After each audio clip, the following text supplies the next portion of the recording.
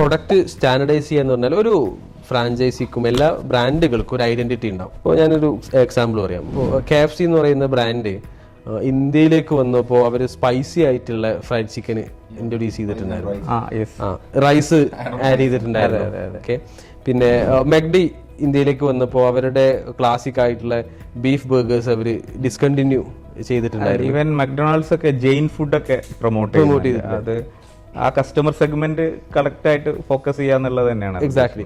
ഇനി നിങ്ങളിത് when it comes to lifestyle fashion ബ്രാൻഡുകൾ അവർ ആ റീജിയണൽ ട്രെൻഡുകൾക്ക് എന്ത് ചെയ്യും, ആക്സെപ്റ്റ് ചെയ്യുന്നുണ്ടാകും. റീജിയണൽ ടേസ്റ്റുകൾ പ്രിഫറൻസസ് ആക്സെപ്റ്റ് ചെയ്യുന്നുണ്ടാകും.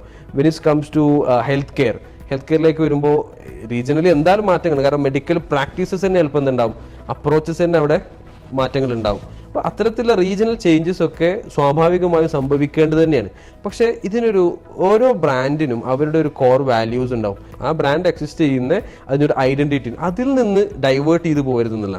പിന്നെ അതോടൊപ്പം ചേർത്ത് പറയാനുള്ള ഒരു കാര്യം എന്ന് പറയുന്നത്, ചില പ്രോഡക്റ്റുകൾ നമുക്ക് റീജിയണലി പോപ്പുലർ ആയിട്ടുള്ള പ്രൊഡക്റ്റുകളായിരിക്കും, അതിനിപ്പോൾ ഗ്ലോബൽ ആക്സെപ്റ്റൻസ് ഉണ്ടാവണം നിർബന്ധമില്ല. അത്തരം പ്രോഡക്റ്റുകൾ നമ്മൾ എന്ത് ചെയ്യണം, ഒരു ഗ്ലോബൽ ആക്സെപ്റ്റൻസിന് വേണ്ടി നമ്മൾ എന്ത് ചെയ്യണം, അതിന് നമ്മുടെ പ്രോഡക്റ്റിൽ മാറ്റങ്ങൾ വരുത്തേണ്ടി വരും, പ്രോഡക്റ്റിൽ ഇന്നോവേഷൻസ് വരുത്തേണ്ടി വരും, സർവീസിൽ ഇന്നോവേഷൻസ് വരുത്തേണ്ടി വരും. അങ്ങനെയൊക്കെ നമുക്ക് ചെയ്യേണ്ടുന്നത് മാൻഡേറ്ററിയും കൂടി ആയിരിക്കും ചിലപ്പോൾ.